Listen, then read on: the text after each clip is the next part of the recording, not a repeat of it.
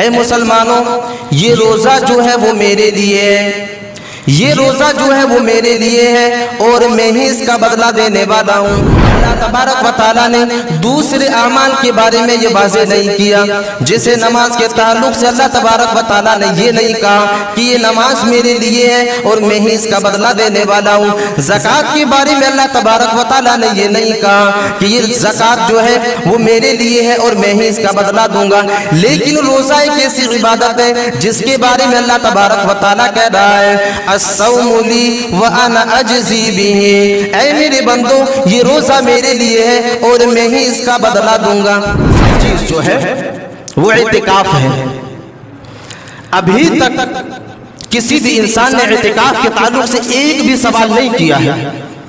کسی بھی انسان نے اعتکاف کے تعلق سے ایک بھی سوال نہیں کیا ہے کہ اعتکاف کے لیے کیا چیزیں ضروری ہے، اعتکاف کا طریقہ کیا ہے، اعتکاف کا اصول کیا ہے۔ لیکن فطرانے کے لیے، صدقۃ الفطر کے لیے باقاعدہ سوال ہو چکے ہیں، جبکہ صدقۃ الفطر سے پہلے ایک انسان کے اوپر یہ ضروری ہے کہ نبی کی سنت کے اوپر بھی عمل کیا جائے۔ رمضان المبارک کا مہینہ جس طرح آب و تاب کے ساتھ اپنی تمام تر رحمتوں اور برکتوں کو لے کر کے ہمارے اوپر سایہ فگن ہوا تھا، بالکل اسی طرح دھیرے دھیرے یہ مہینہ اپنی رحمتوں کو، اپنی برکتوں کو سمیٹتے ہوئے اپنی اختتام کے راستے پر رواں اور دواں ہے۔ دھیرے دھیرے یہ مہینہ ہم سے دور ہوتا جا رہا ہے۔ رمضان المبارک کے مہینے کے کچھ دن، کچھ ایام بچے ہوئے ہیں،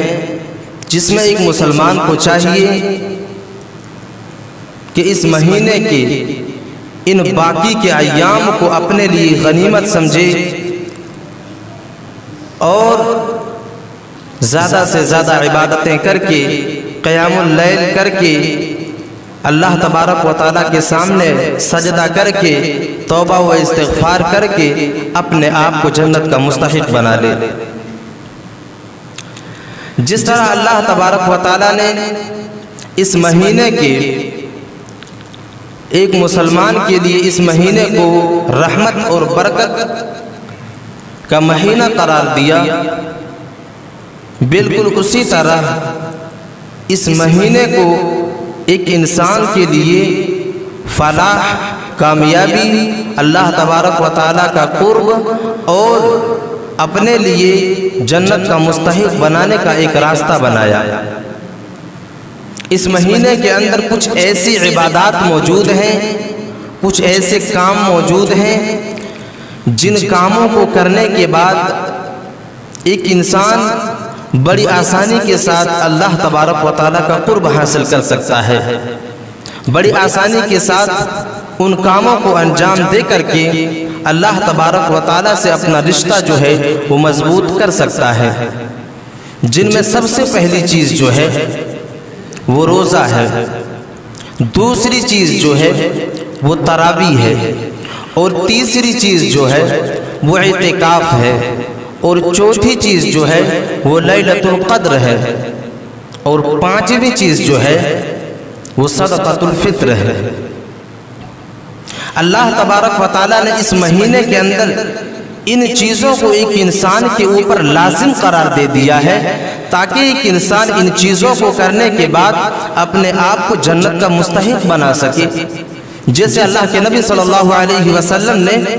اگلے جمعے کے اندر میں نے بتایا تھا کہ اس انسان کے لیے بد دعا کی ہے جو لوگ رمضان المبارک کا مہینہ پانے کے باوجود اپنے آپ کو جنت کا مستحق نہ بنا سکے، تو وہ انسان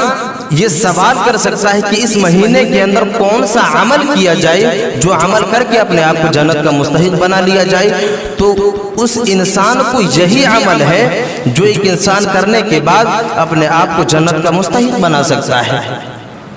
اللہ تبارک و تعالیٰ نے روزے کے تعلق سے ارشاد فرمایا الصوم لی وانا اجزی بہ۔ اللہ تبارک و تعالیٰ روزے کے تعلق سے ارشاد فرما رہا ہے کہ اے مسلمانوں سنو، الصوم لی وانا اجزی بہ، اے مسلمانوں یہ روزہ جو ہے وہ میرے لیے ہے، یہ روزہ جو ہے وہ میرے لیے ہے اور میں ہی اس کا بدلہ دینے والا ہوں۔ میرے عزیز ساتھیوں، اللہ تبارک و تعالیٰ نے دوسرے اعمال کے بارے میں یہ واضح نہیں کیا، جیسے نماز کے تعلق سے اللہ تبارک و تعالیٰ نے یہ نہیں کہا کہ یہ نماز میرے لیے ہے اور میں ہی اس کا بدلہ دینے والا ہوں۔ زکوٰۃ کے بارے میں اللہ تبارک و تعالیٰ نے یہ نہیں کہا کہ یہ زکوٰۃ جو ہے وہ میرے لیے ہے اور میں ہی اس کا بدلہ دوں گا۔ لیکن روزہ ایک ایسی عبادت ہے جس کے بارے میں اللہ تبارک و تعالیٰ کہہ رہا ہے، الصوم لی وانا اجزی بہ، اے میرے بندو یہ روزہ میرے لیے ہے اور میں ہی اس کا بدلہ دوں گا۔ میرے عزیز ساتھیوں، اب کوئی انسان یہ سوچ سکتا ہے کہ آخر یہ روزہ اللہ تبارک و تعالیٰ کے لیے کیسے ہو سکتا ہے؟ جیسے ایک انسان اس دنیا کے اندر نماز پڑھتا ہے، ایک آدمی نماز کو قائم کرتا ہے، ایک انسان کے اندر یہ بھی ہو سکتا ہے کہ دوسروں کو دکھانے کے لیے نماز کو پڑھ سکتا ہے۔ مسجد سے آوازیں آتی ہیں، ایک انسان دوسرے انسان کو دکھانے کے لیے یعنی ریاکاری کے لیے ایک انسان نماز کو ادا کر سکتا ہے۔ زکوٰۃ کا بھی یہی مسئلہ ہے، ایک انسان کے اندر یہ خیال بھی آ سکتا ہے کہ یہاں پر ہم زکوٰۃ کو ادا کریں گے تو دوسرے انسان ہمیں امیر سمجھے، یعنی جو نماز ہے اور زکوٰۃ جو ہے ایک انسان ریاکاری کے لیے بھی کر سکتا ہے، ایک انسان دوسروں کو دکھانے کے لیے بھی نماز کو ادا کر سکتا ہے، ایک انسان دوسروں کو دکھانے کے لیے زکوٰۃ کو بھی ادا کر سکتا ہے، ایک انسان لوگوں کے درمیان میں، ایک آدمی لوگوں کے درمیان میں اپنے آپ کو نمازی کہلانے کے لیے نماز پڑھ سکتا ہے، ایک انسان اپنے آپ کو امیر کہلانے کے لیے زکوٰۃ کو ادا کر سکتا ہے۔ اسی طرح ایک آدمی حج کو ریاکاری کے لیے بھی کر سکتا ہے کہ دنیا والے انسان ہمیں حاجی کہیں، اس لیے وہ بیت اللہ تک پہنچتا ہے۔ میرے عزیز ساتھیوں، ان تمام کی تمام عبادتوں کے اندر ریاکاری جو ہے وہ پائی جا سکتی ہے، لیکن روزہ ایک ایسی عبادت ہے جس کے اندر ریاکاری کی کوئی گنجائش ہی نہیں ہے۔ ایک انسان، ایک آدمی صبح کے وقت جاگتا ہے اور اپنے گھر میں سحری کرنے کے لیے بیٹھتا ہے، اب دوسرے انسان کو پتہ نہیں ہے کہ وہ انسان سحری کر رہا ہے یا نہیں کر رہا ہے، وہ انسان روزے کی نیت کر رہا ہے کہ نہیں کر رہا ہے۔ ایک انسان اور اللہ تبارک و تعالیٰ کے درمیان یہ فاصلہ ہوتا ہے۔ ایک انسان جب سحری کرنے کے لیے بیٹھتا ہے، جب سحر کرنے کے لیے بیٹھتا ہے، جب ایک انسان روزے کی نیت کرنے کے لیے بیٹھتا ہے تو اس کے درمیان صرف اللہ اور اس انسان کا فاصلہ باقی رہ جاتا ہے۔ میرے عزیز ساتھیوں، اسی لیے اللہ تبارک و تعالیٰ کہتا ہے الصوم لی وانا اجزی بہ، اے میرے بندو یہ روزہ میرے لیے ہے اور میں ہی اس کا بدلہ تمہیں دینے والا ہوں۔ اسی طرح ایک انسان دن میں روزے کی حالت سے ہے یا نہیں ہے، یہ اللہ تبارک و تعالیٰ کے علاوہ اور کوئی نہیں جان سکتا ہے۔ ایک انسان اپنے کمرے میں بند ہوتا ہے، ایک انسان کے اندر اگر اللہ تبارک و تعالیٰ کی خشیت موجود نہیں ہے، ایک انسان کے اندر اگر اللہ تبارک و تعالیٰ کا ڈر موجود نہیں ہے تو وہ انسان اندھیرے کمرے میں پانی کو پی سکتا ہے، ایک انسان اندھیرے کمرے میں کسی بھی چیز کو کھا سکتا ہے، لیکن اللہ تبارک و تعالیٰ اور اس انسان کے درمیان یہ چیز رہتا ہے کہ ایک انسان اندھیرے کمرے میں بھی پانی کو نہیں پیتا ہے، اندھیرے کمرے میں بھی کھانے کو نہیں کھاتا ہے، کیونکہ اس کے اندر اللہ تبارک و تعالیٰ کی خشیت موجود ہوتی ہے، کیونکہ اس کے اندر اللہ تبارک و تعالیٰ کا ڈر موجود ہوتا ہے۔ اللہ تبارک و تعالیٰ اسی لیے کہتا ہے کہ اے میرے بندو الصوم لی وانا اجزی بہ، یہ روزہ جو ہے وہ میرے لیے ہے اور میں ہی اس کا تمہیں بدلہ دینے والا ہوں۔ یہ روزہ جو ہے وہ میرے لیے ہے اور میں ہی اس کا بدلہ دینے والا ہوں۔ تو روزے کے اندر اللہ تبارک و تعالیٰ کی خشیت موجود ہونی چاہیے، ایک انسان کے اندر اللہ تبارک و تعالیٰ کا ڈر موجود ہونی چاہیے، اسی وقت ایک انسان جو ہے روزے جیسی عبادت کو جو ہے وہ انجام دے سکتا ہے۔ آج معاشرے کے اندر کتنے ایسے انسان ہیں جو روزے کو چھوڑ کر کے بیٹھے ہوئے ہیں، نماز تو نہیں پڑھتے ہیں، اس بات سے بھی واضح ہوتی ہے کہ ایک انسان کے اندر اللہ تبارک و تعالیٰ کی خشیت موجود نہیں ہے۔ لیکن رمضان المبارک کے مہینے کے اندر ایک انسان کا روزہ نہ رکھنا یہ اس بات کی دلیل ہے کہ وہ انسان جو ہے اللہ تبارک و تعالیٰ کو اپنا رب ماننے کے لیے تیار نہیں ہے، اپنا رب ماننے کے لیے تیاری نہیں ہے۔ ایک انسان اگر روزے جیسی عظیم عبادت کو اگر ترک کر رہا ہے، معاشرے کے اندر اگر کوئی انسان روزے جیسی عبادت کو اگر چھوڑ رہا ہے تو وہ انسان اپنے ایمان کا خیر منائے اور وہ انسان اپنے ایمان کا جائزہ لے لے، کیونکہ یہ روزہ جو ہے صرف اور صرف اللہ تبارک و تعالیٰ کے لیے ہے، اس کے علاوہ اور کسی بھی چیز کے لیے اور کسی بھی دیوی دیوتا کے لیے اور کسی بھی طرح کی کوئی جو ہے معبودان باطلہ کے لیے روزے رکھنے کی اجازت نہیں ہے۔ صرف اور صرف اللہ تبارک و تعالیٰ کا اس کے اندر حق ہے، اور ایک انسان اگر روزہ رکھتا ہے تو صرف اور صرف اللہ تبارک و تعالیٰ کی ڈر سے اور اسی کی خشیت کی وجہ سے ایک انسان روزے کو رکھتا ہے۔ تو رمضان المبارک کی ایک عبادت یہ ہے کہ ایک انسان کر لینے کے بعد بڑی آسانی کے ساتھ اللہ تبارک و تعالیٰ کی قرب کو حاصل کر سکتا ہے، اللہ تبارک و تعالیٰ کی رضا کو حاصل کر سکتا ہے، اللہ تبارک و تعالیٰ کی خوشنودی کو حاصل کر سکتا ہے۔ تیسری چیز جو ہے وہ اعتکاف ہے۔ ابھی تک کسی بھی انسان نے اعتکاف کے تعلق سے ایک بھی سوال نہیں کیا ہے، کسی بھی انسان نے اعتکاف کے تعلق سے ایک بھی سوال نہیں کیا ہے کہ اعتکاف کے لیے کیا چیزیں ضروری ہے، اعتکاف کا طریقہ کیا ہے، اعتکاف کا اصول کیا ہے۔ لیکن فطرانے کے لیے، صدقۃ الفطر کے لیے باقاعدہ سوال ہو چکے ہیں، جبکہ صدقۃ الفطر سے پہلے ایک انسان کے اوپر یہ ضروری ہے کہ نبی کی اس سنت کے اوپر بھی عمل کیا جائے، نبی کی اس سنت کے اوپر عمل کیا جائے، کیونکہ نبی اکرم جناب محمد رسول اللہ صلی اللہ علیہ وسلم نے اپنی پوری زندگی جو ہے اعتکاف کے عمل کو قائم کیا ہے، اور اعتکاف کو اللہ کے نبی صلی اللہ علیہ وسلم نے ہر رمضان المبارک کے آخری عشرے کے اندر جو ہے وہ کیا کرتے تھے، اور اعتکاف جیسے عمل کو اللہ کے نبی صلی اللہ علیہ وسلم نے اس دنیا کے اندر کیا ہے۔ اعتکاف کے معنی کیا ہوتے ہیں؟ اعتکاف کا معنی یہ ہوتا ہے کہ ایک انسان کو دنیا داری سے کٹ جانا۔ اعتکاف کا معنی ایک انسان کے لیے ہے جو ہے وہ جم جانا، رک جانا، ٹھہر جانا، اور اصطلاح میں اس کا معنی یہ ہے کہ ایک انسان اللہ تبارک و تعالیٰ کی خوشنودی کے لیے، اللہ تبارک و تعالیٰ کی رضا جوئی کے لیے، اللہ تبارک و تعالیٰ کی قرب کے لیے ایک انسان مسجد کی کسی جگہ کو اپنے لیے خاص کر لینا اور اپنے لیے جو ہے متعین کر لینا، اور اسی جگہ پر اللہ تبارک و تعالیٰ کی عبادت کرنا۔ حضرت عائشہ صدیقہ رضی اللہ تعالی عنہ فرماتی ہیں کہ اللہ کے نبی صلی اللہ علیہ وسلم نے اپنی پوری زندگی جو ہے، اپنی زندگی سے لے کر کے وفات تک اللہ کے نبی صلی اللہ علیہ وسلم نے رمضان المبارک کے آخری عشرے میں جو ہے وہ اعتکاف کے عمل کو قائم کیا ہے۔ اللہ تبارک و تعالی اسی اعتکاف کے بارے میں قرآن مجید کے اندر ارشاد فرماتا ہے، وَعَهِدْنَا إِلَىٰ إِبْرَاهِيمَ وَإِسْمَاعِيلَ أَن طَهِّرَ بَيْتِيَ لِلطَّائِفِينَ وَالْعَاكِفِينَ وَالرُّكَّعِ السُّجُودِ۔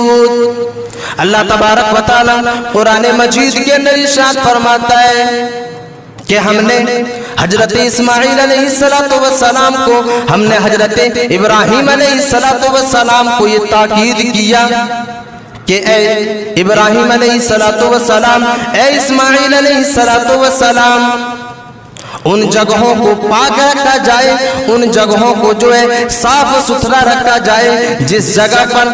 ایک مسلمان طواف کیا کرتے ہیں۔ وَعَهِدْنَا إِلَىٰ إِبْرَاهِيمَ وَإِسْمَاعِيلَ أَن طَهِّرَ بَيْتِيَ لِلطَّائِفِينَ، اس گھر کو پاک کیا جائے، اس گھر کو صاف ستھرا رکھا جائے جس گھر کا لوگ طواف کیا کرتے ہیں۔ بَيْتِيَ لِلطَّائِفِينَ وَالْعَاكِفِينَ، اور جس جگہ پر لوگ اعتکاف کیا کرتے ہیں، والعاکفین والرکع السجود، اور جس جگہ لوگ سجدہ کیا کرتے ہیں۔ اے ابراہیم علیہ السلام، اے اسماعیل علیہ السلام، اس جگہ کو پاک کیا جائے، اس جگہ کو صاف ستھرا رکھا جائے جس جگہ پر ایک انسان جو ہے وہ طواف کیا کرتے ہیں، جس گھر کا طواف کیا کرتے ہیں، اور جس جگہ اعتکاف کیا کرتے ہیں، اور جس جگہ پر ایک انسان رکوع و سجود کیا کرتے ہیں۔ میرے عزیز ساتھیوں، اللہ تبارک و تعالیٰ نے ایک دوسری جگہ اس بات کو اور واضح کیا، وَلَا تُبَاشِرُوهُنَّ وَأَنْتُمْ عَاكِفُونَ فِي الْمَسَاجِدِ۔ اللہ تبارک و تعالیٰ کہہ رہا ہے کہ جب تم اعتکاف کے لیے جاؤ، جب تم اللہ تبارک و تعالیٰ کی خوشنودی کے لیے اعتکاف کے لیے جاؤ، اللہ تبارک و تعالیٰ کی رضا جوئی کے لیے اعتکاف کے لیے بیٹھ جاؤ، تو تم اپنی بیویوں کے ساتھ مباشرت نہ کیا کرو۔ میرے عزیز ساتھیوں، قرآن کی ان دو آیتوں کے ساتھ یہ واضح ہوتی ہے کہ اللہ تبارک و تعالیٰ کی ایک عبادت یہ بھی ہے، اللہ تبارک و تعالیٰ کی خوشنودی کے لیے، اللہ تبارک و تعالیٰ کی رضا جوئی کے لیے، اللہ تبارک و تعالیٰ کے قرب کو حاصل کرنے کے لیے ایک انسان کو چاہیے کہ وہ دنیا سے قطع تعلقی اختیار کر لے۔ اس انسان کو چاہیے کہ 10 دنوں کے لیے اپنے تجارت کے سامان کو چھوڑ دے، 10 دنوں کے لیے اللہ تبارک و تعالیٰ کے قرب کو حاصل کرنے کے لیے دنیاوی چیزوں کو چھوڑ دے اور دنیاوی زندگی سے قطع تعلق اختیار کر لیا جائے، اور صرف اللہ تبارک و تعالیٰ کی عبادت میں اپنی 10 دن کی زندگی کو گزارا جائے۔ کہ ایک انسان کو چاہیے کہ وہ اللہ تبارک و تعالیٰ کی قرب حاصل کرنے کے لیے، اللہ تبارک و تعالیٰ کی رضا جوئی کو حاصل کرنے کے لیے، اللہ تبارک و تعالیٰ کی خوشنودی کو حاصل کرنے کے لیے ایک انسان جو ہے وہ دنیا سے جو ہے دنیاوی کاموں سے جو ہے قطع تعلقی اختیار کر لے، اور اللہ تبارک و تعالیٰ کی رضا جوئی کے لیے ایک جگہ کو اپنے لیے جو ہے وہ مقرر کر لے، اور اللہ تبارک و تعالیٰ کی عبادت کیا کرے، اللہ تبارک و تعالیٰ سے لو لگایا کرے، اور قیام اللیل کیا کرے، اور قیام اللیل کرنے کے بعد ایک انسان اپنے آپ کو جنت کا مستحق بنا لے۔ کہ ایک انسان کی زندگی کے اندر یہ معاملہ کتنا عجیب ہے۔ اللہ کے نبی صلی اللہ علیہ وسلم نے اپنی پوری زندگی جس کام کو انجام دیا ہو، آج دنیا کے انسان اسی سنت کو بھلا بیٹھا ہے، آج دنیا کے انسان اسی سنت کو چھوڑ بیٹھا ہے، آج مسلمان اسی سنت سے جو ہے وہ دوری اختیار کر چکا ہے۔ جب آپ جناب محمد رسول اللہ صلی اللہ علیہ وسلم کی سیرت کا مطالعہ کریں گے، اللہ کے نبی صلی اللہ علیہ وسلم نے جب مکہ سے ہجرت کر کے مدینہ تشریف لے گئے، جب مکہ سے ہجرت کر کے مدینہ تشریف لے گئے، اور مدینے میں اللہ کے نبی صلی اللہ علیہ وسلم نے جتنی بھی زندگی گزاری ہے، جتنے بھی رمضان المبارک کے مہینے گزارے ہیں، ایک بھی رمضان المبارک کا مہینہ ایسا نہیں گزرا جس مہینے میں اللہ کے نبی صلی اللہ علیہ وسلم نے اعتکاف نہ کیا ہو۔ ایک بھی رمضان المبارک کا مہینہ نہیں گزرا جس میں اللہ کے نبی صلی اللہ علیہ وسلم نے اعتکاف نہ کیا ہو۔ ہر رمضان المبارک کے مہینے کے اندر اور ہر رمضان کے آخری عشرے میں اللہ کے نبی صلی اللہ علیہ وسلم اعتکاف کیا کرتے تھے۔ اعتکاف کو انتقال کے آخری سال، جس سال اللہ کے نبی صلی اللہ علیہ وسلم انتقال فرمانے والے تھے، جس سال اللہ کے نبی صلی اللہ علیہ وسلم اس دنیا کو الوداع کہنے والے تھے، اس سال اللہ کے نبی صلی اللہ علیہ وسلم نے 20 دن کی اعتکاف کیا ہے۔ اس سال اللہ کے نبی صلی اللہ علیہ وسلم نے 20 دن کا اعتکاف کیا ہے۔ تو میرے عزیز ساتھیوں، ان تمام کے تمام جو ہے قرآنی نصوص سے اور احادیث سے اس بات کی وضاحت ہمیں ملتی ہے کہ اللہ تبارک و تعالیٰ نے بھی اعتکاف کا حکم دیا ہے۔ اللہ تبارک و تعالیٰ نے بھی اس بات کو واضح کیا ہے کہ ایک انسان جو ہے اعتکاف کر سکتا ہے، اور اللہ کے نبی صلی اللہ علیہ وسلم کی زندگی کے اندر یہ عمل ہونا یہ اس بات کی دلیل ہے کہ اللہ تبارک و تعالیٰ کی جو آیتیں ہیں اس کو اللہ کے نبی صلی اللہ علیہ وسلم نے سمجھا اور اس کے اوپر عمل کیا۔ گویا کہ دنیاوی انسانوں کے اوپر بھی یہ ذمہ داری ہے، اور دنیاوی انسانوں کے اوپر یہ ذمہ داری ہے کہ وہ انسان اس عمل کو کرے اور اس سنت کو جو ہے وہ زندہ رکھے۔